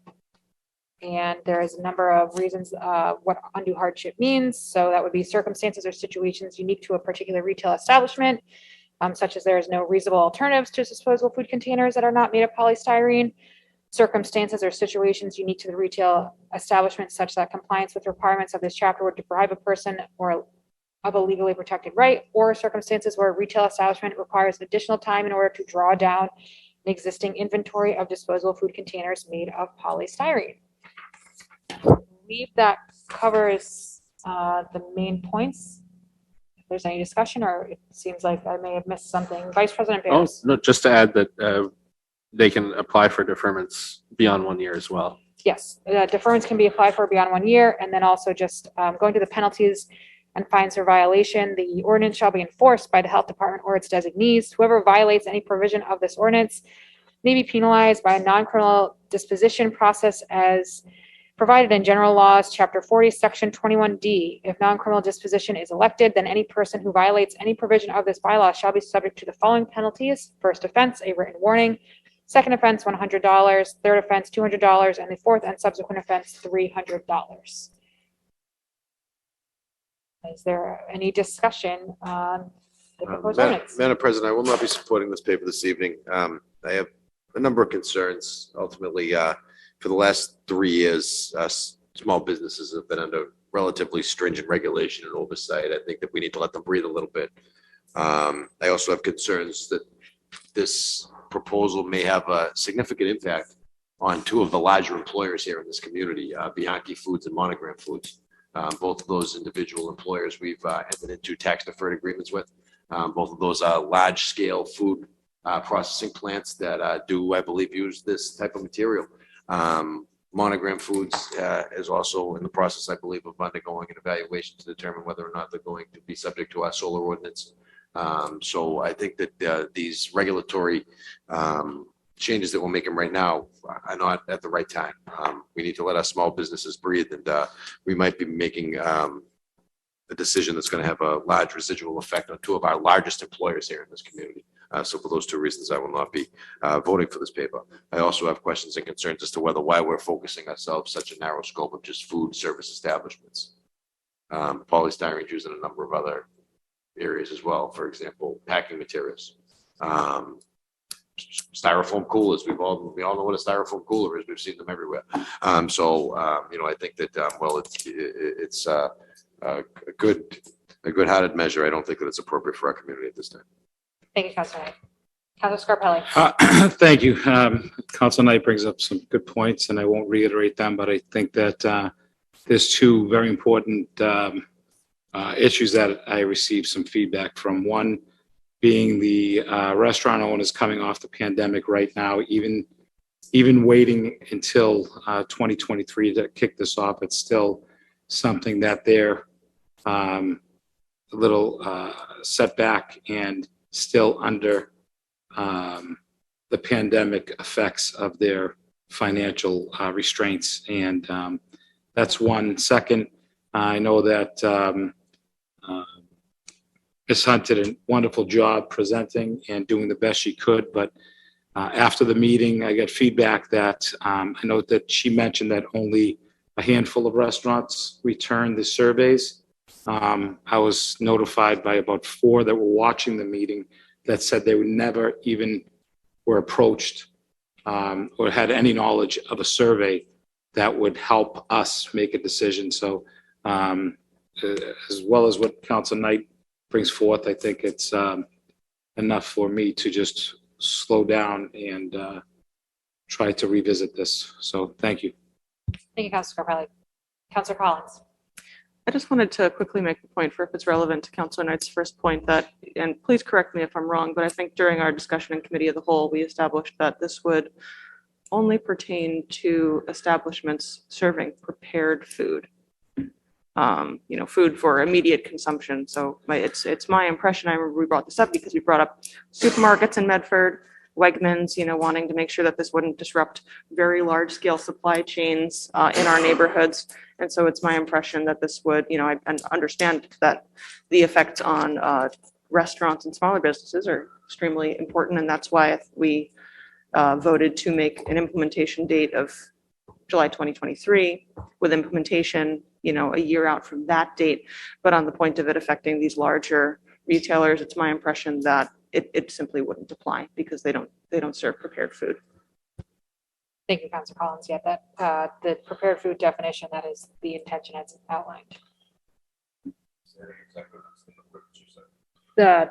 It was concerned about the prepared food that in the committee of the whole, the discussion was that it would be food that was prepared for immediate consumption.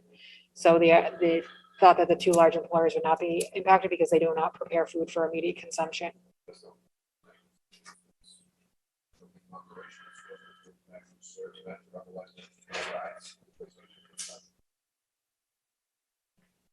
Yeah, sorry.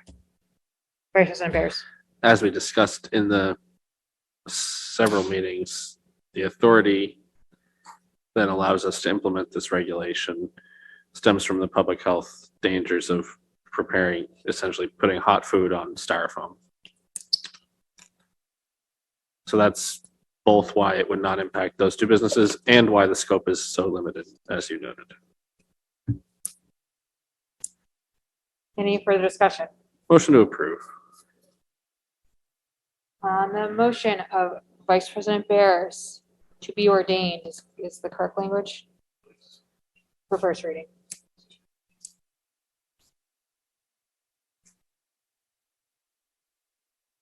Seconded by Councilor Collins. Mr. Clerk, please call the roll. Move to approve for first reading. Vice President Bears. Yes. Counselor Caraviallo is absent. Counselor Collins. Yes. Counselor Knight. Nope. Counselor Scarpelli. No. Counselor Sani. Yes. President Morrell. Yes. 4 in the affirmative, 2 in the negative, 1 absent, the motion passes.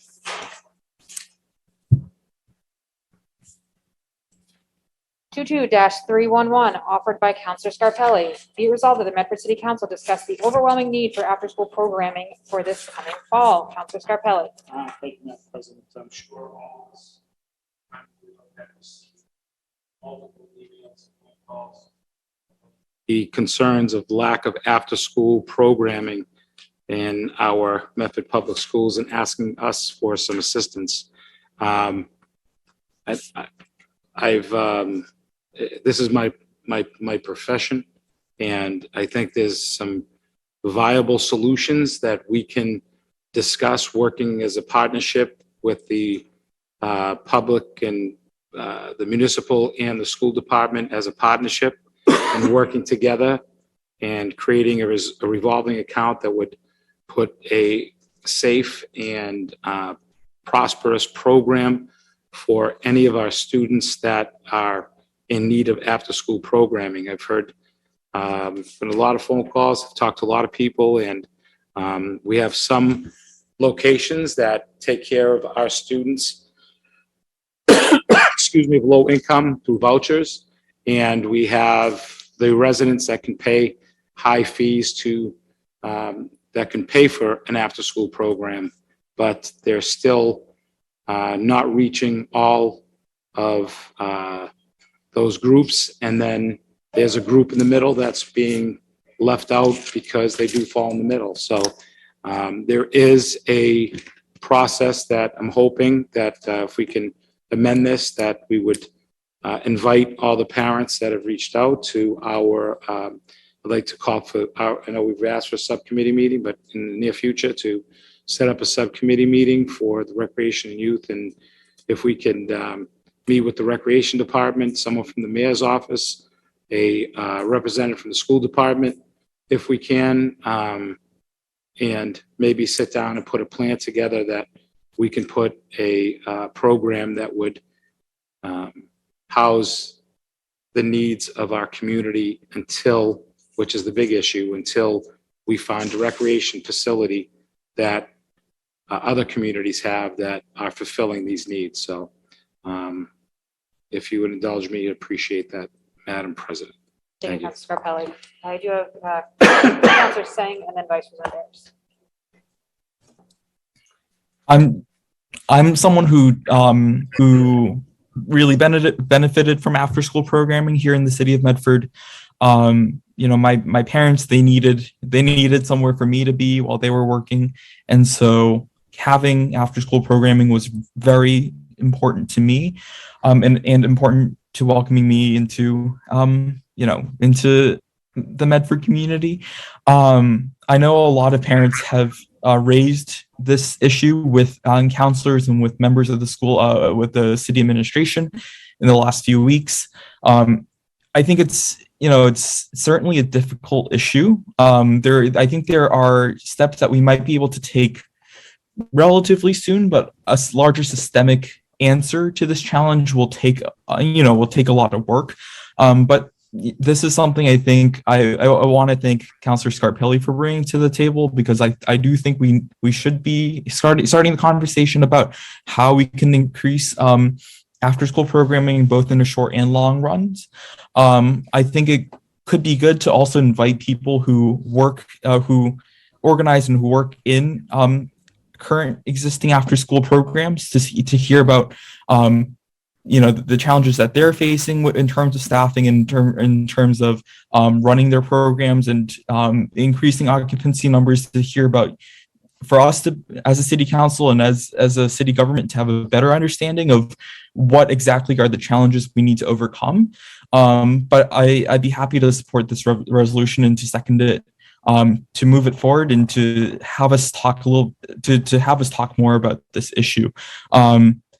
Yeah, I also think it'd be worth it to look at some of the proposals that have been before the city council in the past. I know Councillor Marks was a big proponent of having an art center. That might be one possible step forward for us as well. But I think as many ideas as we can get to the table, as many concrete problems that we can identify a solution for, I think those are the right steps that we need to be taking as a city. And I applaud Councillor Scarpelli for putting us on the right track. Thank you, Councillor Sang. Any further discussion? Vice President Bears. Thank you, Madam President. Certainly, this is a major issue for families, and we've been hearing a lot about it. I do know that the team that runs Medford After School right now has looked at other communities and looked at Medford, and we have at the Brooks School the biggest single school after school program in the whole state right now. We have incredibly high demand on all of the elementary school after school programs that is even out of comparison to other communities that are similar. So there are some Medford specific problems here. And I think that's a good time for us. I support this effort, any effort to try to address this, but it does seem like the big issues are the staffing. It's just difficult to find people for the 2 to 6 p.m. shift. So that may be finding an alternative there. Obviously that would require some significant systemic change with how the public school system works. And then the space question, you say, well, we have these schools, how can we not have space? And, it's really that these programs are limited to the existing shared spaces in the buildings like libraries, gymnasiums, and cafeterias. So, looking at that would also be a significant change for everybody if we were to move into spaces that usually aren't used for programs like this. There could be disruptions there. And I'm not saying these as barriers. I'm just saying that these are the things we need to get over. But I certainly am never going to vote against trying. So I support having a subcommittee and seeing what we can do on it. But obviously in partnership with the Medford Public Schools, which is going to be included this in the mayor's office. And, we can have good ideas, but if it requires money, we can't do it. And if it requires space at the schools, we can't do that. So, it's really going to need to be a partnership of all the branches of government. So thank you. Thank you, Vice President Bears. So on the motion of Councillor Scarpelli to send this paper to the Recreation and Youth Affairs Subcommittee, and who did you want to invite? This is for the clerk. You got it? Great. Okay, so on the motion of Councillor Scarpelli, seconded by Councillor Sang. Mr. Clerk, please call the roll. Vice President Bears. Yes. Councilor Caraviallo is absent. Councilor Collins. Yes. Councilor Knight. Councilor Scarpelli. Yes. Councilor Sang. Yes.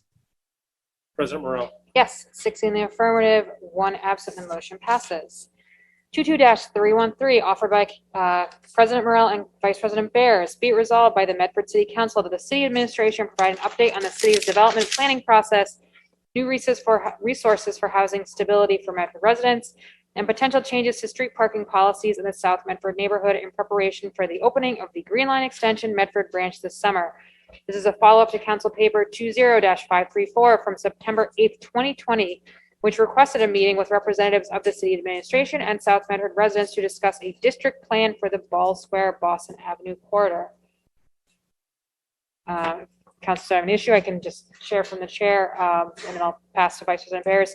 Again, this is something that came up in 2020. We've known for a very long time that the Green Line is coming and it is going to dramatically impact our city.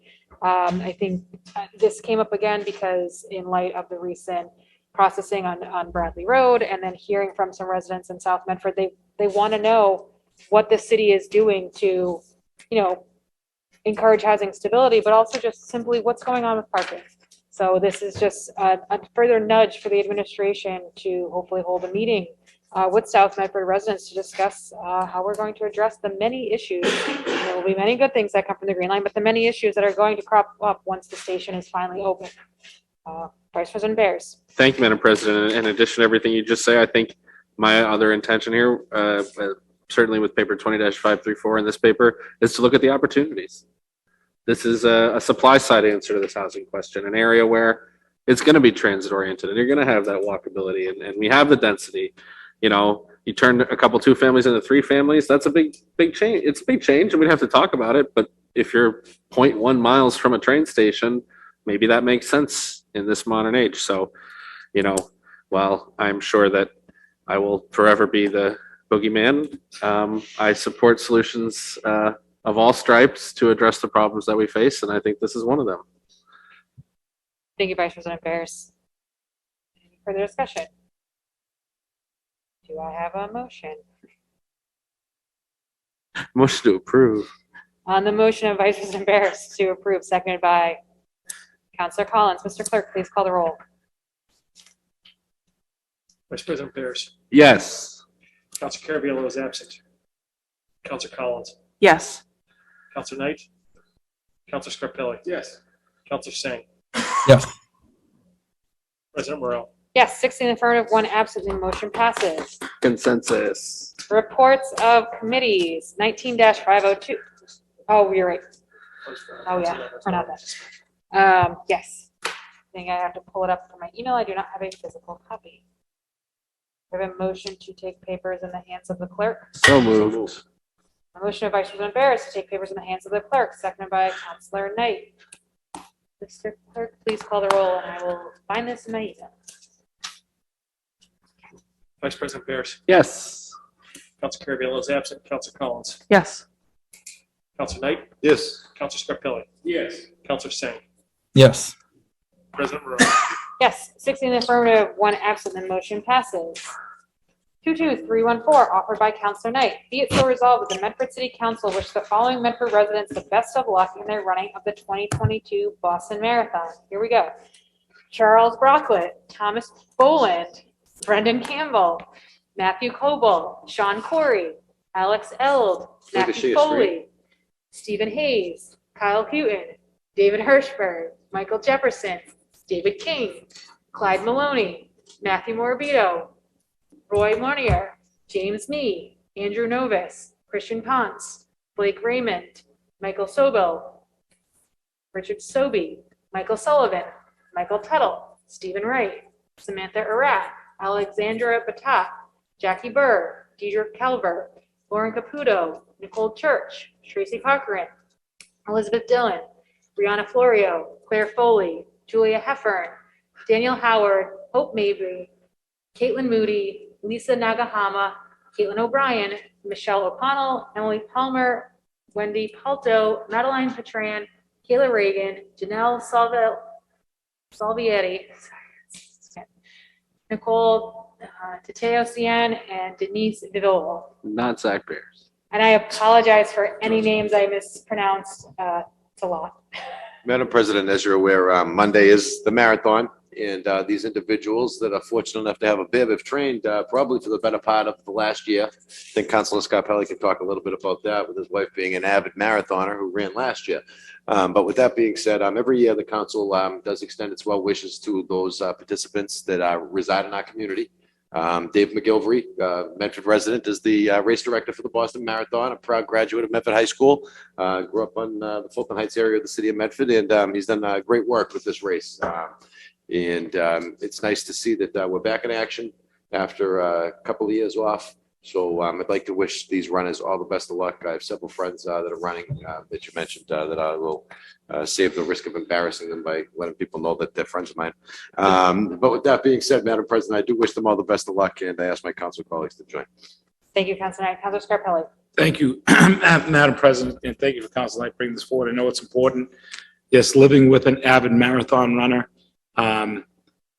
the people that are taking on this massive endeavor is something that I look in amazement and awe. Unfortunately, Dina took the year off this year and she'll be back next year, but to all those brave souls that are going to give it a whirl on Monday, wish them good weather and Godspeed. So thank you and good luck. Thank you, Councilor Scarpelli. Vice President Bears. Thank you, Madam President. While I certainly am very supportive and have had many friends run the marathon, I will be supporting this resolution, but I sadly will not be watching the marathon because I will be watching your speech at Patriots Day. So very excited, Oh, yes. Madam Oh. President. Marathons take around. I guess 4 that's where hours, I'm give or going. take. I'll be speaking for 90 seconds. I expect a marathon speech for the ages. So there are city celebrations Monday morning as well for Patriots Day. Thank you, Vice President Barris. Counselor Collins. Thank you, President Morrell, and I want to thank Counselor Knight for putting this on the agenda. As somebody with one marathon under my belt, albeit not very fast and not in Boston, unfortunately, maybe one day. Just want to salute all of the runners. I hope you have a great day, and I hope that everybody has a wonderful Patriots Day wherever it finds them. Thank you. Thank you, Counselor Collins. And if I could from the chair, since we're playing that game, I did have the privilege of running the Boston Marathon many years ago, and I know the amount of dedication and really thankless hours that go into training for a marathon. So for the many residents running and who put in the training, congratulations. You know, the training is the hard part. And if you're into something that just takes hours and hours, it can feel thankless. Can I recommend politics? You would be great at it. Very similar. On the motion of Counselor Knight, seconded by Counselor Scarpelli. Mr. Clerk, please call the roll. Vice President Barris. Yes. Counselor Carviallo is absent. Counselor Collins. Yes. Counselor Knight. Yes. Counselor Scarpelli. Yes. Counselor Singh. Yes. President Morrell. Yes, 6 in the affirmative, 1 absent. The motion passes. We're under suspension, Madam President. While we're under suspension. Counselor Knight. Just this past week, a lot was going on in the city of Medford. We had a police officer rescue someone from drowning in the Mystic River. We had a severe shooting down at the courthouse on Route 16. And we had a very significant car crash where a motor vehicle actually burst into flames and crashed into a car. Last week was also EMS dispatch week. Madam President, I think it's very important that we point out the work of our first responders and the work that they're doing here in this community, not just our EMS dispatchers, but also those that EMS dispatches out, which would be our ambulance providers, our fire department, our DPW, and our police. I think they're doing an excellent job. And as we look at the news and we see what's going on around the world as it becomes, as the restrictions are lifted slowly, we're seeing a lot more gun violence in neighboring communities, a lot more knife violence in neighboring communities, a lot more car accidents going on because people for the last couple of years have been spoiled. They've not been on the roads driving around. And then obviously we all know the issues that people have with mental health these days. So with that being said, I think it's very important that we recognize the work that our friends down at the police department and the fire department do in dispatching out the necessary EMS providers to be sure that we're all safe in this community. So with that being said, I'd just like to offer that. Not in the form of resolution, but just as a thank you and as recognition of Dispatch Week. Absolutely. Thank you, Counselor Knight. Moving on to reports of committees. We have to revert. Okay. A motion to revert to the regular order of business. So moved. On the Second. motion of Counselor Knight, seconded by Vice President Barris, to revert to the regular order of business. Mr. Clerk, please call the roll. Vice President Barris. Yes. Counselor Carviallo is absent. Counselor Collins. Yes. Counselor Knight. Yes. Counselor Scarpelli. Yes. Counselor Singh. Yes. President Morrell. Yes, 16 affirmative, 1 absent. The motion passes. Reports of committees, 19-502, 19-503, and 19-504, April 5th, 2022, Subcommittee on Signs. Counselor Scarpelli. Thank you, Madam President. This subcommittee on signs had tried to do our due diligence. Unfortunately, both the petitioner hasn't fulfilled his requirements, so I believe they're trying to set up a meeting with the building department to properly put the paperwork in order and proceed in the correct process that is asked upon them. So we hope to, I believe we tabled that and we're waiting for future contact with the petitioner. Thank you. Thank you, Counselor Scarpelli. Move approve. On the motion of Counselor Knight to approve the committee report, seconded by Second. Vice President Barris. Mr. Clerk, please call the roll. Vice President Barris. Yes. Counselor Carviallo is absent. Counselor Collins. Yes. Counselor Knight. Yes. Counselor Scarpelli. Yes. Counselor Singh. Yes. President Morrell. Yes, 16 affirmative, 1 absent. The report is approved. 20-573, April 6, 2022, Committee of the Whole meeting. This was a Committee of the Whole on the snow removal ordinance that the Subcommittee on Public Works, which almost every counselor has served on at this point, did a lot of hard work on, and it's a minor, some change to the language, some clarification of the language, and it should be before us within the coming weeks. Motion approved. On the motion of Vice President Bears to approve the report, seconded by Second. Counselor Collins. Mr. Clerk, please call the roll. Vice President Bears. Yes. Counselor Carviallo is absent. Counselor Collins. Yes. Counselor Knight. Yes. Counselor Scarpelli. Yes. Counselor Singh. Yes. President Morrell. Yes, 6 in the affirmative, 1 absent. The report is approved. Public participation was taken at the beginning of the meeting. Moving on to records. The records of Madam the President. meeting. Vice President Bears. Just regarding unfinished business, Mr. Clerk, have we received those requests for report, for information regarding those 90-day reviews? I have not received them, but I'll check again first thing tomorrow. Okay, that'd be great. If we could try to spool up some people to get that on the agenda next week would be great. Thank you. Records. The records of the meeting of April 5th, 2022 were passed to Counselor Knight. Counselor Knight, how did you find them? Madam President, I found the records in order and I'd move for approval. On the motion of Counselor Knight, seconded by Second. Vice President Bears. Mr. Clerk, please call the roll. Vice President Bears. Yes. Counselor Carviallo is absent. Counselor Collins. Yes. Counselor Knight. Yes. Counselor Scarpelli. Yes. Counselor Singh. Yes. President Morrell. Yes, 6 in the affirmative, 1 absent. The motion passes. Motion to adjourn. On the motion of Counselor Bears and Counselor Knight to adjourn, seconded by Counselor Collins. Mr. Clerk, please call the roll.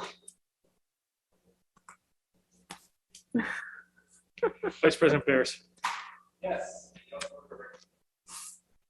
Counselor Carviallo is absent. Counselor Collins. Yes. Counselor Knight. Yes. Counselor Scarpelli. Yes. Counselor Singh. Yes. President Morrell. Yes, 6 in the affirmative, 1 absent. The meeting is adjourned.